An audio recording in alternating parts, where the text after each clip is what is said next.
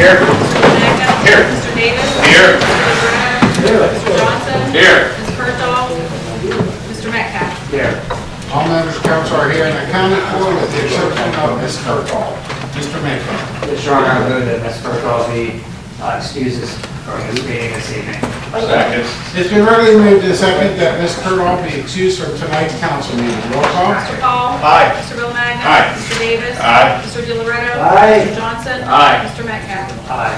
So moved. Ms. Berthold is excused from tonight's council meeting. The purpose of this meeting is to bring forth legislation that will be considered by City Council at a future date.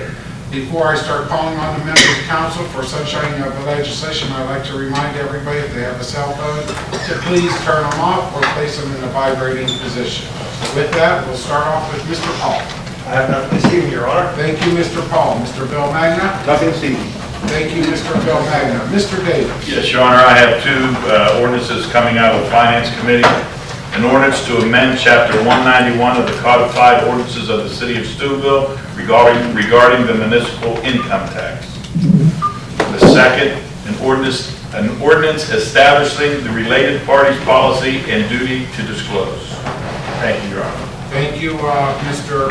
Davis. We'll continue on sunshine of legislation to Mr. Dioretto. No report. Thank you, Mr. Dioretto. Mr. Johnson. Nothing, Your Honor. Thank you, Mr. Johnson. Mr. Metcalf. Yes, Your Honor. Two pieces. One out of finance, it's an ordinance establishing the prohibited political activity policy. And the next one out of service is an ordinance authorizing the city manager to advertise for bids in accordance with law for the purchase of necessary supplies for the use in the service department and to provide for a contract for the purchases of materials for the year 2016 and any part of said year through December 31st, 2016, authorizing the right to reject any and all bids, authorizing entering into a contract and payment thereof. Your Honor, that's it. Thank you, Mr. Metcalf. That will conclude the sunshining of legislation. We will now move into public forum. Is there anyone wishing to speak to City Council or City Business? Please come forward, state their name and address. You don't want my right name, I know that. No one knows it. I come before you as a group on the road that you fixed, okay? Loretta Drive.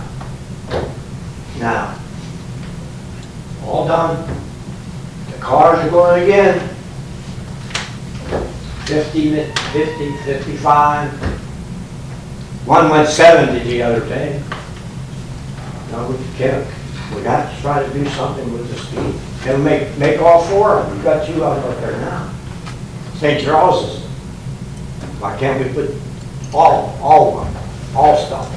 Four-way stop. All four-way stops. That's the only way you're gonna stop it. I put myself in front of a car yesterday, right in the middle of the road. Now, I've been there, I've been living there since 2007. My son's been there since 20-some years. So I've seen it. And most of the groups are younger groups going to work. Parents taking kids to school, doctors late. No. I don't know. I'm just coming before you to help. If you want me to go get the names, I'll get the names. And bring you the names of people who want something done by speed. Thank you. Thank you, Mr. Is there anyone else wishing to speak to City Council or City Business? Please come forward, state their name and address. Ron Crowder, 737 North 5th Street. Can everybody hear me? Because I don't have a mic. If I had a mic, I could do a 5-minute show. I want to thank everybody on that street sweeper. The street sweeper was down on the south end. It did a couple streets, did a very good job on it. I was up on Layville today, and I noticed in front of my property on Layville that the street sweeper had been there doing a good job. I want to thank City Council and the people running that, because I know it's an improvement, it's a step in the right direction. Thank you. Is there anyone else wishing to speak to City Council or City Business? Please come forward, state their name and address. My name is Mark Nelson, I reside at 272 County Road 26.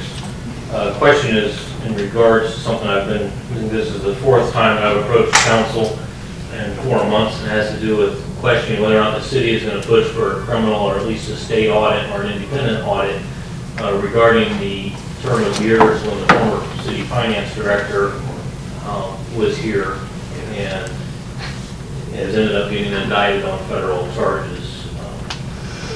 Wonder whether or not the city was going to take any action. I guess my question is directed to Mr. Rapella or Mr. Metcalf.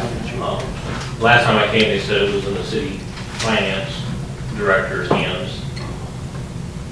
I believe the finance director has contacted the state auditor's office Regarding? regarding that situation. But I would think, though, that they would probably come in, but then they would charge us. So, but the finance director isn't here tonight, so maybe he could better speak to what their answer was. But I'm sure they would charge us to do such an audit. Even if it was criminal? Probably. I wouldn't doubt it. There's not too many things they do for free for you, that's for sure. We could ask him next time he's present. I'll ask him tomorrow morning again, ask him if he got an answer back. Okay, thank you. Thank you. Is there anyone else wishing to speak to city council on city business? Please come forward, state your name and address. I'm Laura Sabella, and I live at 295 Bellevue Boulevard. I'm still winded from walking in 5 minutes ago. A couple things very quickly. One is our CBC Hilltops group will be having our annual or biannual neighborhood cleanup on October 17th.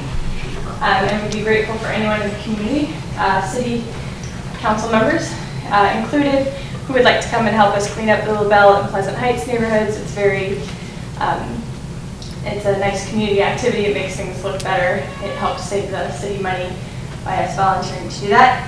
Another thing is on October 8th. Excuse me, for just the 17th cleanup, is that going to be at noon again? Both at Trinity and Pizza Park? Yeah, we'll make sure we get the accurate information in the newspaper. I couldn't print my flyer out right before I came, so I actually don't remember the starting time because we've changed it different years. So I'll make sure that correct information gets circulated. But it's usually around 11, right noon. You might even have the flyer that I don't have, but he knows. I'd just say, Mr. Goss, their contact, Mr. Goss will do a photo op and information session in the paper. Yes. John Teresa to call. Okay. So we'll make sure the accurate time gets circulated. But yes, it's usually at Trinity, East, and sometimes we've done the Roosevelt School or Pizza Park. I actually don't know the details right now, but it is the 17th, so hopefully we can get people out.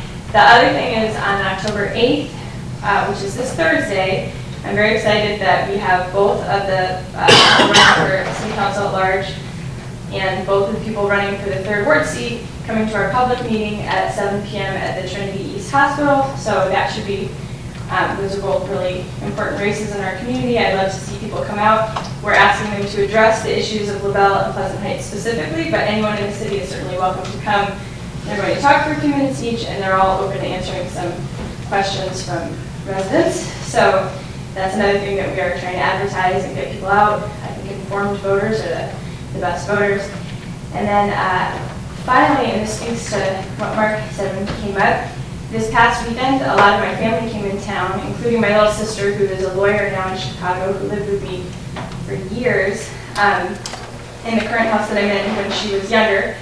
And this was the first time she brought her husband to Steubenville because she got married recently. And it was just mortifying, the comments they made. My sister is not a rude person, but she lived in the neighborhood for years, and the changes since she was last there were really shocking. And part of that is because we lost a lot of beautiful shade trees, which was, I think, poor city management, and I'm still hoping that the city somehow will work towards restoring all the property value that was lost on that front.